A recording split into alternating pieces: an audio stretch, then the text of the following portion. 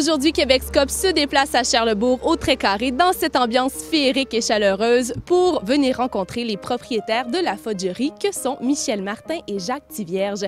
La Fudgerie a gagné le prix des consommateurs 2009 l'an dernier, alors croyez-moi, ce qu'on s'en va voir s'annonce être très succulent. La Fudgerie, c'est un bâtiment à caractère patrimonial. C'est situé dans le Trait-Carré, dans le vieux Charlesbourg, donc un très, très vieux quartier. Ce qu'on a essayé de faire, c'est à travers la recette de base, l'améliorer, je dirais la personnaliser.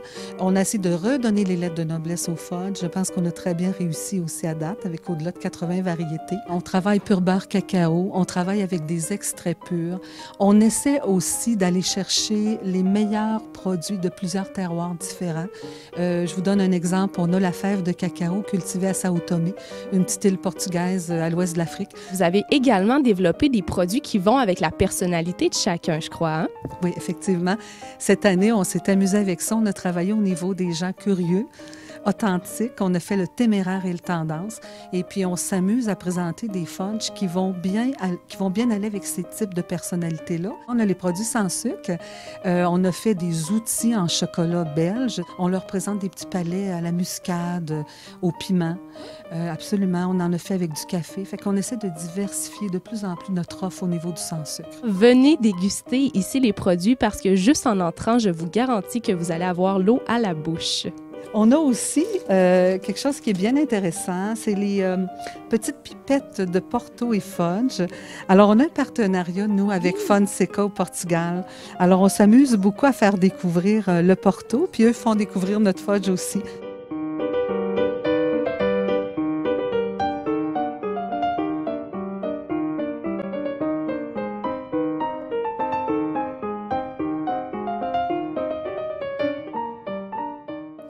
Et je suis maintenant dans l'espace de travail du grand fudgeron, Monsieur Jacques Thivierge. Expliquez-nous un peu comment on fabrique le fudge, parce que je sais que tout ici est de fabrication artisanale. Au fait, le fudge, la réalité du fudge, c'est le sucre à crème.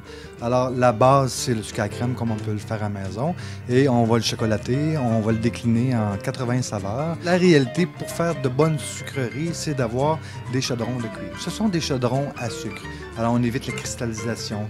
Si on goûte le fudge ici, on voit toute cette douceur-là en bouche.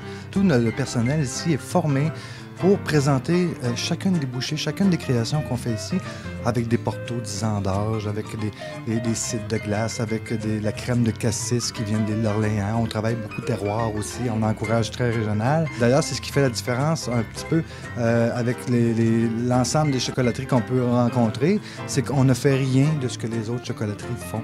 Ici, on décline le fudge sous forme de saucisson. Alors, c'est une idée qui nous est apparue, on était à Venise, dans une boucherie, toute la magie était là. Ce qu'on a voulu, c'est voir toutes les tendances internationales qui se dessinaient, et nous, on les remet aux saveurs du jour avec les produits du terroir régionaux. On est bien heureux d'annoncer l'ouverture d'une 12e succursale. On s'en va au quartier du Petit Champlain le 1er février prochain. Alors, ça va être bien intéressant. Ça va être entre la pâtisserie du Petit Cochon, je dirais, puis la trattoria. C'est ce qui conclut notre visite sucrée à la Fudgerie. Comme vous pouvez voir, j'ai bien apprécié mon passage puisque je me suis sucré le bec. Alors, à vous, venez chercher vos produits et on se sucre le bec à la Fudgerie.